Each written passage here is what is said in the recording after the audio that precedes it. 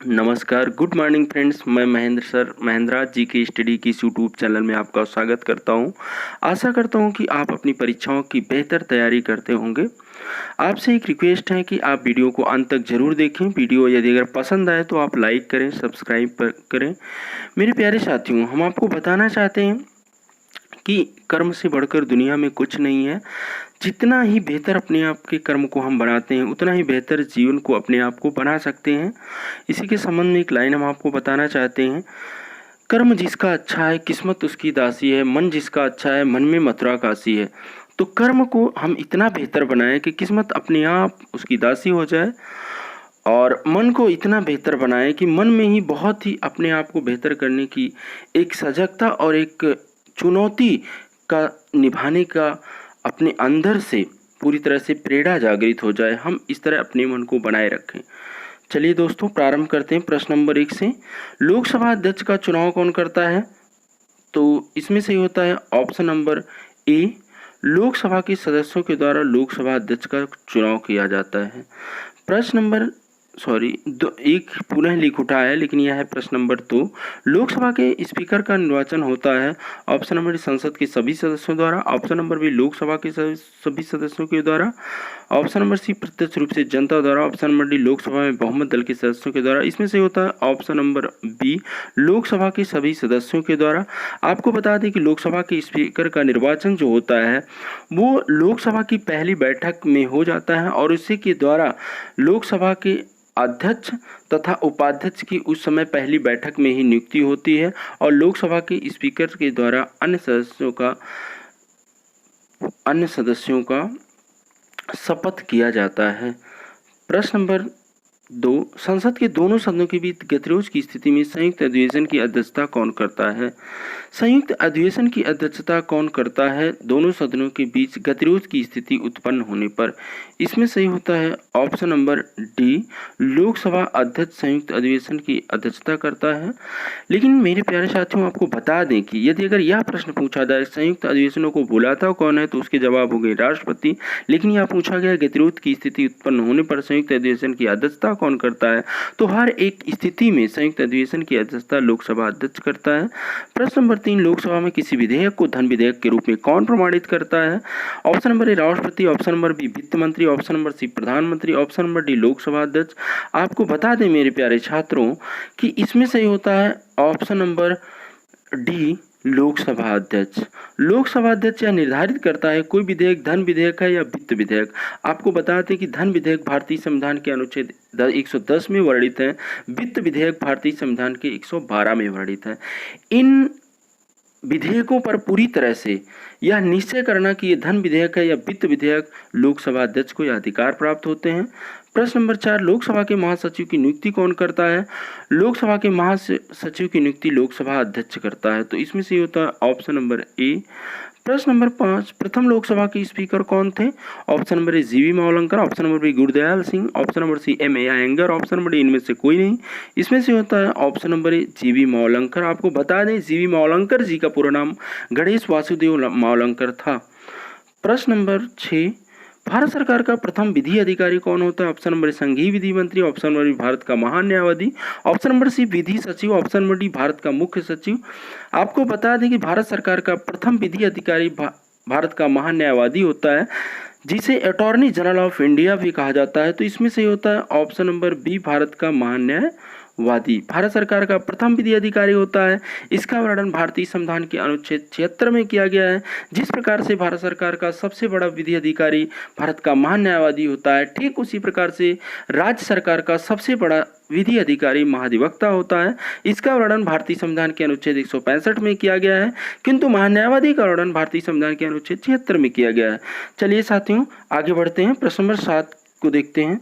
निम्नलिखित में से किसी संसद के दोनों सदनों के बोलने, अन्य कार्यों में सम्मिलित होने तथा किसी भी संसदीय कमेटी का सदस्य होने का अधिकार तो है, परंतु उसे वोट देने का अधिकार नहीं है। मेरे प्यारे छात्रों, तात्पर्य यह है कि भारत सरकार का ऐसा कौन सा व्यक्ति है या ऐसा कौन सा पदाधिकारी है या ऐसा कौन सा राजनैतिक पदाधिकारी है जिसे संसद के दोनों सदनों में बोलने का अधिकार प्राप्त है, किंतु वह संसद दोनों सदनों में से किसी भी संसद का सदस्य नहीं है। तो ऐसे अधिकार प्राप्त हैं भारत के महान्यायवादी, यानी इसमें सही होता है ऑप्शन नंबर डी, भारत के अटॉर्नी जनरल ऑफ इंडिया, यानी भारत के महान्यायवादी।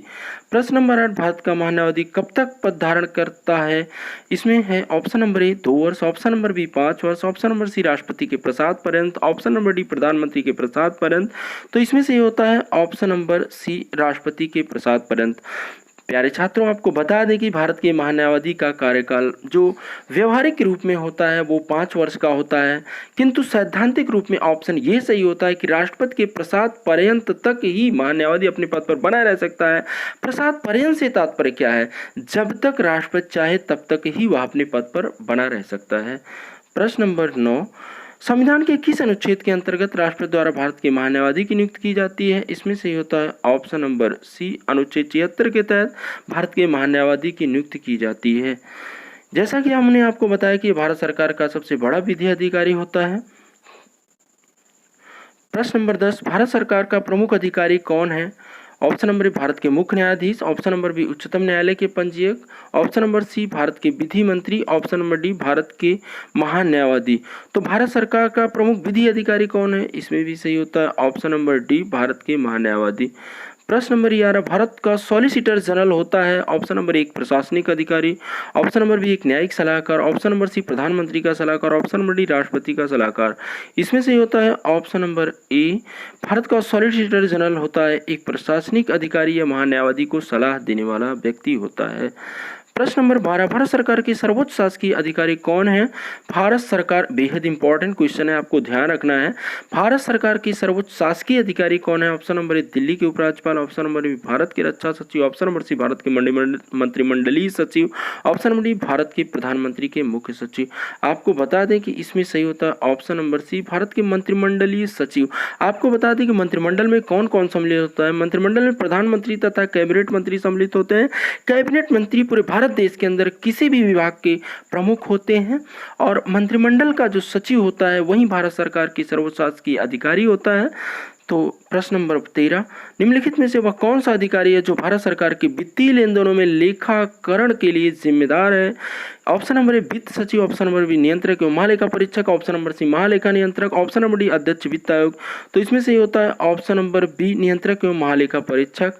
देखिए, नियंत्रक एवं महालेखा परीक्षक भारत सरकार का सार्वजनिक धन के आय व्यय का लेखा जोखा रखता है, इसलिए नियंत्रक एवं महालेखा परीक्षक आय व्यय का लेखा जोखा रखता है। तो भारत सरकार के वित्तीय लेन देनों में लेखाकरण के लिए जिम्मेदार कौन है? नियंत्रक एवं महालेखा परीक्षक। नियंत्रक एवं महालेखा परीक्षक का उल्लेख भारतीय संविधान के अनुच्छेद 148 से 151 के अंतर्गत किया गया है। प्रश्न नंबर 14, निम्न में से वह कौन सी समिति है जिसमें राज्यसभा का कोई सदस्य नहीं होता? ऑप्शन नंबर ए प्राक्कलन समिति, ऑप्शन नंबर बी लोक लेखा समिति, ऑप्शन नंबर सी सार्वजनिक शिकायत समिति, ऑप्शन नंबर डी उपक्रम समिति। तो इसमें सही होता है ऑप्शन नंबर ए प्राक्कलन समिति। मेरे प्यारे छात्रों, आपको थोड़ी सी जानकारी दे दें प्राक्कलन समिति और लोक लेखा समिति क्या होती है। देखिए, आपको बता दें कि इसमें सही है ऑप्शन नंबर ए प्राक्कलन समिति। देखिए, प्राक्कलन समिति में कुल 30 सदस्य होते हैं, और प्राक्कलन समिति में लोकसभा एवं राज्यसभा के सदस्यों में से केवल लोकसभा के सदस्य ही सम्मिलित होते हैं, किंतु लोक लेखा समिति में लोकसभा एवं राज्यसभा के सदस्य दोनों सम्मिलित होते हैं। लोक लेखा समिति में कुल 22 सदस्य होते हैं। तो प्रश्न यहाँ पूछा गया है कि ऐसी कौन सी समिति है जिसमें राज्यसभा का कोई सदस्य नहीं होता है?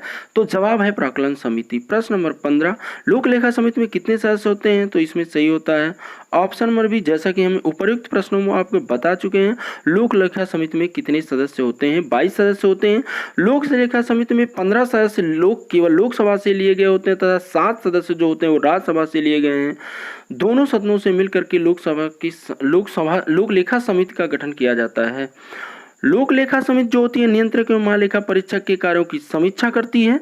प्रश्न नंबर 16, लोक लेखा समिति अपनी रिपोर्ट प्रस्तुत करती है किसे? ऑप्शन नंबर ए नियंत्रक एवं महालेखा परीक्षक को, ऑप्शन नंबर बी लोकसभा के अध्यक्ष को, ऑप्शन नंबर सी संसदीय मामलों के मंत्री को, ऑप्शन नंबर भारत के राष्ट्रपति को।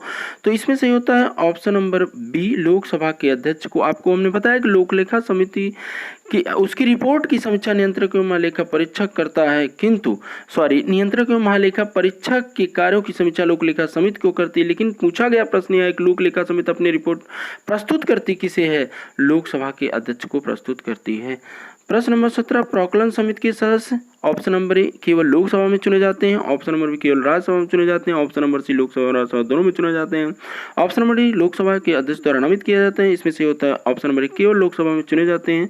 प्रश्न नंबर 18 मुख्य सतर्कता आयुक्त की नियुक्ति कौन करता है? तो इसमें से होता है ऑप्शन नंबर ए राष्ट्रपति। आपको बताते हैं कि मुख्य सतर्कता आयुक्त जैसे की समानता रखने वाले तमाम प्रकार के पद चुनाव आयोग अध्यक्ष, निर्वाचन आयोग के अध्यक्ष जिसे हम कहते हैं, तथा अन्य पिछड़ा वर्ग के आयोग के अध्यक्ष, नियंत्रक एवं महालेखा परीक्षक की नियुक्ति, भारत के महान्यायवादी की नियुक्ति, ऐसे तमाम पदों की नियुक्ति राष्ट्रपति के द्वारा की जाती है। प्रश्न नंबर 19 संसद के प्रत्येक सदन की कार्यवाही में संसद का सदस्य न होते हुए भी कौन भाग ले सकता है? ऑप्शन नंबर ए उपराष्ट्रपति, ऑप्शन नंबर बी मुख्य न्यायाधीश, ऑप्शन नंबर सी महान्यायवादी, ऑप्शन नंबर डी इनमें से कोई नहीं। तो इसमें से होता है ऑप्शन नंबर सी महान्यायवादी। आपको बता दें कि वह सदन दोनों सदनों में से किसी भी का सदन का सदस्य नहीं होता है, किंतु वह किसी भी सदन की कार्रवाई में भाग ले सकता है। यदि वह चाहे तो सर्वोच्च न्यायालय की बैठकें भी दिल्ली के अलावा किसी देश के किसी भी कोने में आयोजित कर सकता है, यह उसे अधिकार प्राप्त है। तो भारत के महान न्यायवादी देश का सबसे बड़ा विधि अधिकारी है। भारतीय संविधान के अनुच्छेद 76 के अंतर्गत इसका वर्णन किया गया है। प्रश्न नंबर 20 तक कंप्लीट हो चुके हैं। चलिए प्रश्नों की श्रृंखला में जैसा कि हम आपको एक प्रश्न प्रतिदिन के लिए आपसे पूछते हैं और कमेंट बॉक्स में उसके जवाब के इंतजार हम करते हैं और आप सभी लोगों को उसके जवाब जरूर देने हैं। तो चलिए सवाल हमारे जवाब आपके। प्रश्न है संवैधानिक उपचारों का अधिकार भारतीय संविधान के किस अनुच्छेद के अंतर्गत वर्णित है? तो इसके जवाब आप लोग जरूर भेजेंगे। चलिए दोस्तों वीडियो को अंत तक देखने के लिए धन्यवाद। वीडियो को लाइक करें, सब्सक्राइब करें, पसंद आया तो इसे अपने मित्रों में अधिकतम से अधिकतम शेयर करें। धन्यवाद।